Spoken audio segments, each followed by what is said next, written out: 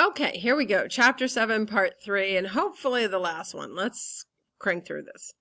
Demographic transition model. Again, if you had AP Human Geography, this should be review. Demographic transition model is the idea, it's a progression of what occurs in a country as it goes through from being undeveloped to being a developed country. So we're going to go through each of these stages. In stage 1 or phase 1, it's called the pre-industrial stage. Your population size is usually stable. It's usually low. You have a high crude birth rate. You have a high crude death rate. So they kind of cancel each other out. They're about equal to each other. So you basically end up with zero population growth. It's a very low population kind of thing. High infant mortality because lack of disease, poor sanitation, bad water, that kind of thing. Number one killer of children is water. Bad water. Short life expectancy, again, because there's no health care. There's bad food, poor nutrition, poor water situations.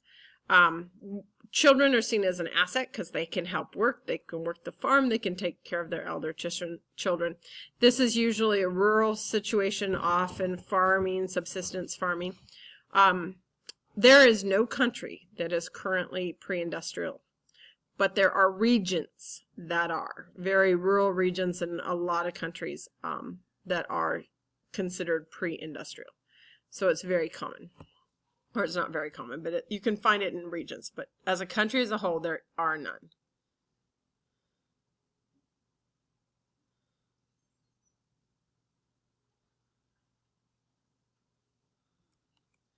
Okay, in phase 2, this is transition phase or transitional. At this phase, you're starting to industrialize. You get rapid population growth because you still have a high crude birth rate. Tradition, you haven't had enough time for education to take a role. So your birth rate is still very, very high. But your crude death rate drops rapidly because now you have better food, you have better water, you have access to healthcare and immunization. And so the death rate drops, but the birth rate stays high and your population skyrockets pretty darn quickly. Life expectancy increases again, better sanitation, better water, better food, more access to healthcare. So babies are surviving, people are surviving, your life expectancy, you live longer, those kind of things. People start to move from being rural to being urban, moving into the cities, and start getting, better paying jobs, that kind of thing. So this is mostly your developing countries. India is in this stage. Most of your developing countries, almost all of Africa and stuff, are in this situation. Then you become industrialized and you hit industrialization. This is phase 3 or step 3. Your population starts to stabilize because your birth rate begins to fall. Women are educated, women are working, women are choosing to have less children, they're marrying later in life, that kind of thing. Your crude death rate is still low, can even go a little lower. Your life expectancy gets a little bit longer. Again, because everything's still improving. More healthcare, better food, better water, all that kind of stuff, better sanitation. Your infant mortality's dropped. You're very urbanized at this point. Most people are moved into the cities. And now children become a financial burden. Now they're expensive. Now you have to put them in daycare and stuff like that. So they can't earn you any money anymore. Now they become more expensive. So again, helps to decrease the birth rate. One of our biggest problems is many of our countries are stuck in transition, and that's the big birth, that's when the populations are really growing. So that's why in the world our population is growing. It's not the United States. We are fine. What we need to do is try to take all those countries that are in transition stage and shove them as quickly as we can into industrial. It can be done. It's a hard process, but we can kind of help move them along because once they get into industrialization, those birth rates will come down and our population within the world should start to plateau, which would be lovely. Again, in industrialization, again, more access to education, more affluence, more wealth, access to birth control, your families can become smaller. And these are most of your developed countries are in industrialization. Then you get post-industrial. The United States, to some extent, is still in industrial. We should kind of be post-industrial, and we kind of there, but we're kind of teetering between the two. Germany is most definitely post-industrial. Your population starts to decrease. Your birth rate starts to drop. Your crude death rate is already low because women are choosing to have fewer children. We have a long life expectancy. We have low infant mortality. We're very urbanized. We're dealing with aging population. Overall, the average age of your population is getting older because there's fewer children. A lot of this is due to the increase in education. The more money you are, the more expensive children are, so our birth rate really, really drops. And that's why countries like Sweden and Germany and stuff are trying to promote women to have children. Now, if you look at this, you'll see there's a 5 with a question mark. They haven't decided yet that there's a 5th stage, but there's probably going to be a 5th stage. And that's because of Germany and those kind of things, where the population is really starting to crash. Their birth rate is incredibly low. Death rate's already low. And you start having all these issues with not enough people to make your taxes and fill your jobs, and it can be quite scary. So it's probably going to be, when they decide on it, it will be the technological stage, but we'll see. Okay, so one of the biggest things with human population is women. Women. We control so much of the human population issues, it's not even funny. And it's not really that we control it, but what happens to us affects how many children we have. If we have a higher education, if we're more educated, we have less children. If we have more money, we have fewer children. If we have a job or can make an income, we have fewer children. And if we talk about wanting to basically plateau our human population, the way to do that is through the women. Educate them, give them jobs, get them, a better situation for their family, and they will have fewer children. This is a big one. Anything we can do to get girls educated, even if it's just access to birth control and how birth control works, that's an education that will actually reduce the number of children they will have. Okay. Family planning. Family planning is just that. How many children do you want, and how often do you want them? Are you going to have 2 children and have them a year apart? Are you going to have 2 children and have them 3 years apart? Are you going to have 3 children and have them each 2 years apart?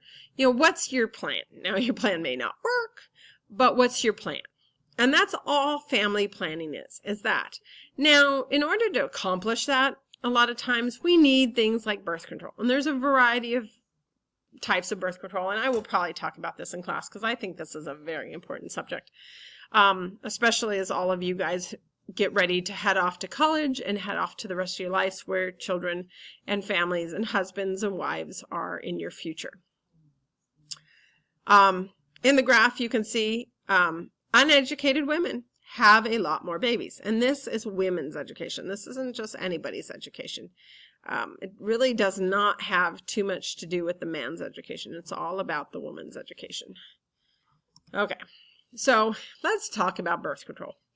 And again, I will probably talk about this in class because I think this is very important. Abstinence. That's avoiding sex. Let's be honest.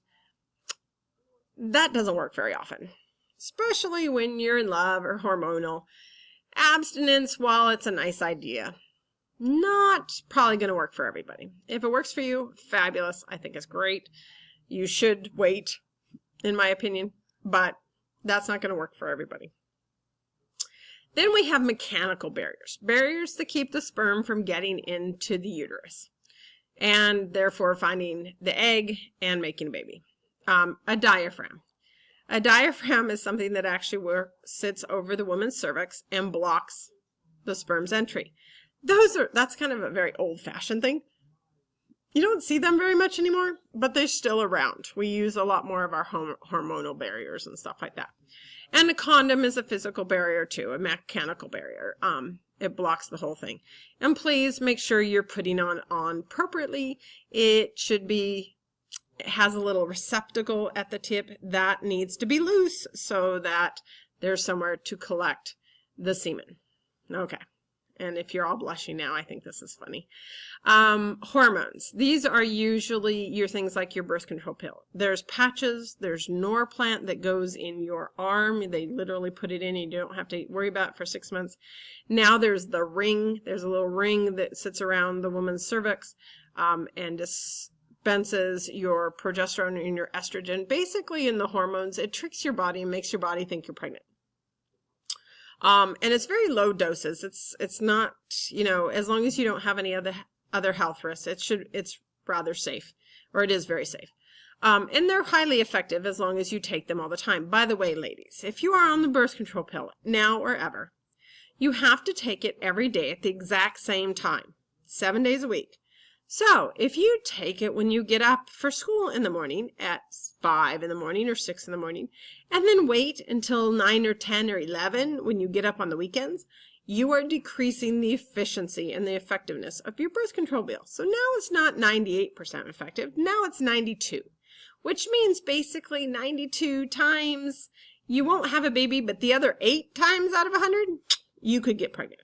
Okay, so be very, very careful with birth control. Now, with so many other options of ways to deliver it yourselves, like the ring or Norplant, I honestly would highly suggest you do one of those. Then you don't have to worry about it for 6 months, and then you go back to the doctor and get a new one. Easy enough. Physical barriers to implantation. Okay, these are IUDs. They are little apparatus that are stuck up into the uterus. Usually made out of copper. They basically make your uterus kind of poisonous, if you will. It does not stop the sperm from hitting the egg and creating a zygote, a little, what would be the start of a baby. All it does is stop the implantation. If it does not implant in the uterus, it does not make a baby. Okay, so that might work for some women. It's actually pretty good, especially once you're married and stuff like that, because of course your hormones and your physical barriers and these kind of things are not going to stop the transmission of sexually transmitted diseases. The only thing that's going to do that is your condoms. So I don't care what you use. If you are with somebody that you do not know, or you have not had a long-term relationship with, and you guys have not both gone to the doctor and made sure you're clean, condoms, condoms, condoms, every time condoms, condoms, condoms. Make sure you're using them. You do not want a venereal disease. Sterilization, that's having your tubes tied for women or having a vasectomy for a man. That is permanent. You gotta be careful. Many times people end up wanting those reversed. And then there's abortion. And abortion is a big deal. And abortion is very traumatic for anybody, anytime, any woman. Abortion should not be used as a form of birth control. It should be used when necessary, kind of thing. You don't want to do this routinely. Basically, 3 abortions and you will never have a child. Your uterus can't take it. So be very careful there. Okay. Included in abortion is the RU486. The RU486 is a pill that's also called the morning after pill. You can go to any drugstore. You can ask for it. I believe you have to be 16. It's either 16 or 18. I think it's 16. You can ask for it at the thing, and they have to give it to you.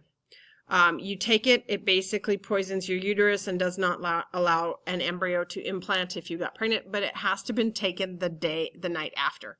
So if on Saturday night something happens, you have to take it Sunday morning.